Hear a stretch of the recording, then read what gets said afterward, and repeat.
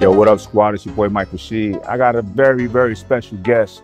I got my homie, Anna. What's up, y'all? My name's Anna Quinn. I have been on Mike's channel before. I'm so glad to be back. So she wanted to do a booty workout. I'm like, okay. However, I had to cut my portion short. We did get through the squat progression though, and then I got to one set of the hip thrusters. Listen, let's talk about the squat progression real quick. Anna doesn't do squats. Listen, to build your legs, your lower body, you don't have to do squats. All right, so you say you don't feel like you know how to generate the power coming up? Yeah, no.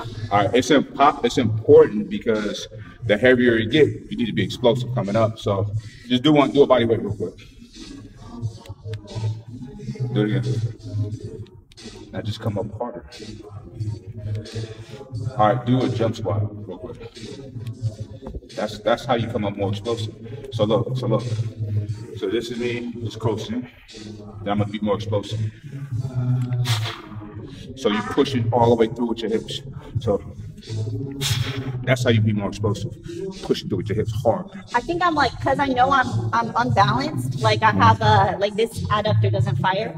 So I think in my head I'm like, I'm not trying to be explosive because I think I like don't want to be uneven. You're fine. Your form is good. Just if anything, push out what you need. That's it. So look,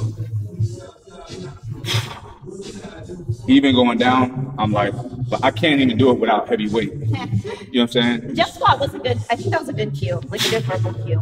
Okay, but that thrust forward, that's a good simulation of being more explosive. Having the weight on the top of your back is using stabilizers all throughout your core. Gives you a strong abs, obliques, and lower back, and it trains the legs like crazy.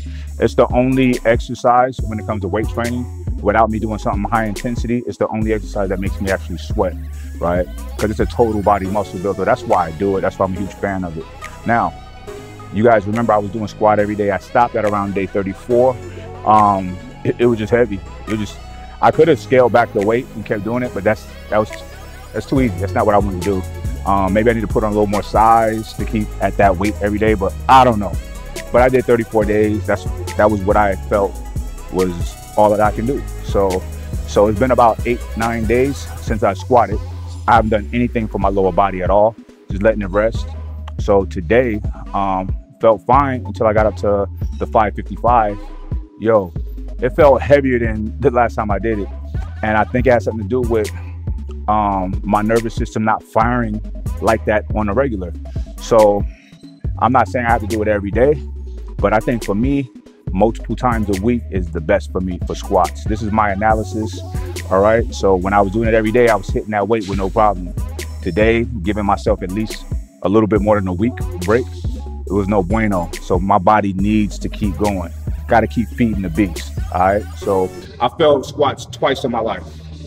One was me and Corey Gregory was doing a whole progression, and then I was burning out, I think with like 365 or something like that, and I breathed wrong. Like when you're doing this heavy weight, everything got to be dialed in. And 365 or 315, I don't remember what it was, is not heavy for me, but on a burnout, it's heavy.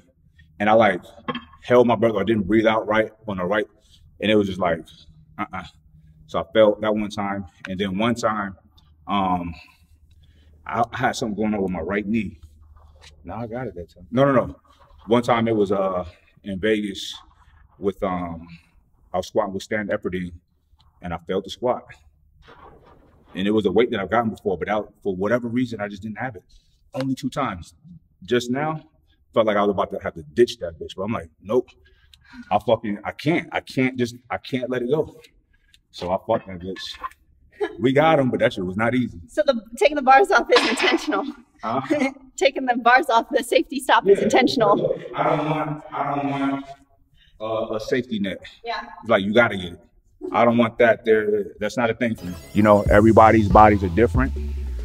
What works for me may not work for you, and what works for you may not work for me. What worked for me might work for you, so give it a try. If it don't work, abandon it, try something else. All right, so as you can see, we went through a progression.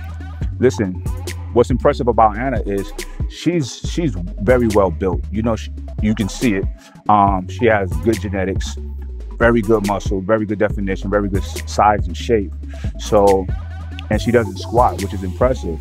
So you see that you can build your physique without squats, but I say you do squats.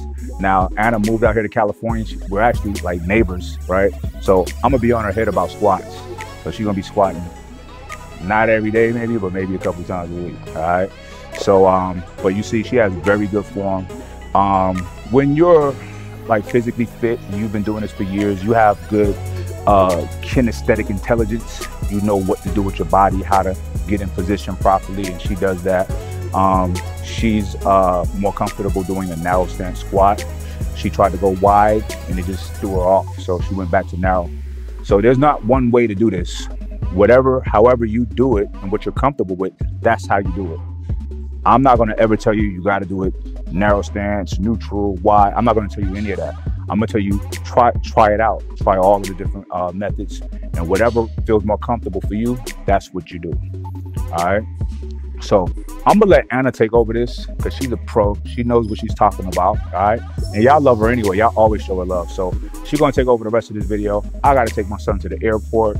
He's gonna go see his mom for a few days, and I'll holler at y'all next time. Peace. So we started off with squats. I'm not sure exactly how many sets we did, 5 or 6. And each set we were increasing the weight and decreasing the amount of reps that we did. Like Mike said, I don't really squat very often. I think the last time I did was a couple months ago when Mike made me squat last time I was here.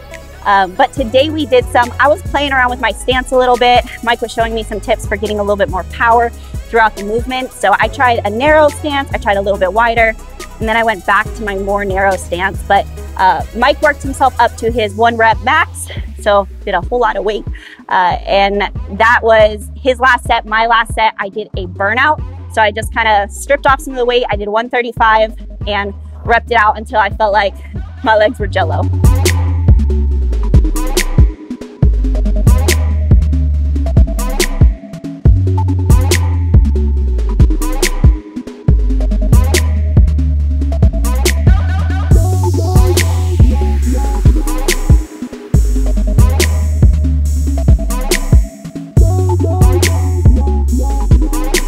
Our next exercise was hip thrusts. We did barbell hip thrusts. Now, I usually prefer to do these with a lower bench just because you're able to set it up with the bench being a little bit lower on your back. But this time, since we didn't have one available, we used a taller bench and kind of adjusted once we got the weight up. The main thing that people mistake with hip thrusts is, in my opinion, is one, not having the right stance, and then also you see a lot of people like leaning back on the bench and they can't get a full lockout. So this bench is actually like a little too high for my preference, but it's okay, we're gonna work with it. The biggest thing is keeping your core engaged and keeping like a forward posture. So like chin to chest, looking forward, and then thinking about like bringing your belly button up to the ceiling as high as you can. And so we all wanna have pretty much a vertical line from our knees to our ankles, but there can be a little bit of a diagonal. I've noticed when I do it too vertical, I can't feel any engagement in my glutes. So that's what we're doing. And as far as the bench positioning, you want it like mid back, but on the lower side of your mid back. And what exactly does this work? Glutes. So glutes and hamstrings. Some people feel it in their quads. Usually that's a form thing that needs to be tweaked. And then if you're feeling it a lot in your hamstrings and not in your glutes, same thing, needs to tweak form. Okay. But you can see how like right now the bench is like upper back, like right underneath my shoulder blades, and I need it more mid to lower. So I actually have to like pick up the weight, put my back where it needs to be, and then I can start my set. So we'll just do like a warm-up set. So we started off with a warm-up set just to get a feel for the movement. Mike had never done these before, so it was so cool to get to show him. He said he really felt it in his glutes and hamstrings, which means you're doing it right.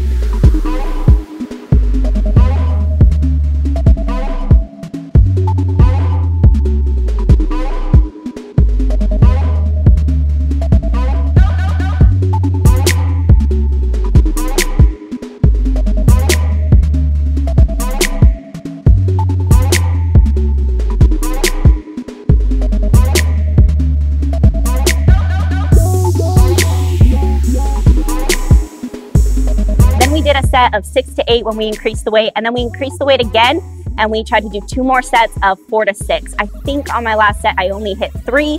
That's just because the bench was really high and it was a little uncomfortable getting up there, and I didn't want to risk throwing out my back or something.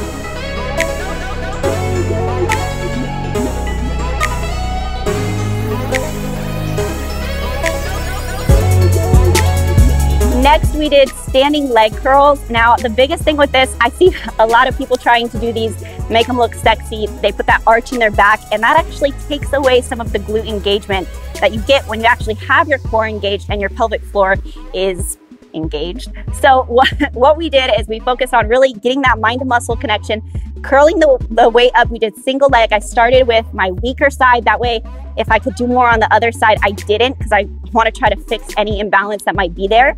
So I started with my weaker side, matched the amount of reps on my stronger side, rested like 30, 45 seconds, and then I continued and did about 4 sets of those, increasing weight if I could, but also on that machine, the weight jumps, like it doubles and it jumps a lot. So I didn't want to lose my form and lose that mind to muscle connection. So for the most part, I kept it light and then just stopped whenever I felt like I couldn't engage my glutes and my hamstrings anymore.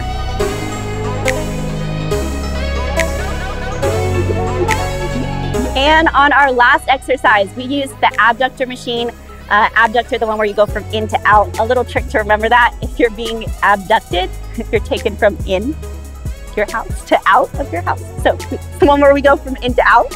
But we did 10 really controlled reps.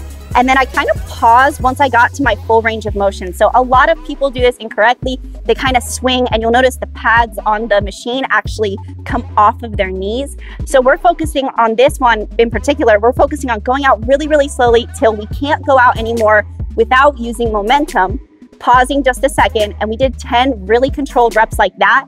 And then I did 10 pulses on the outside portion of the movement after that. And we rested about 90 seconds and did 4 sets of those.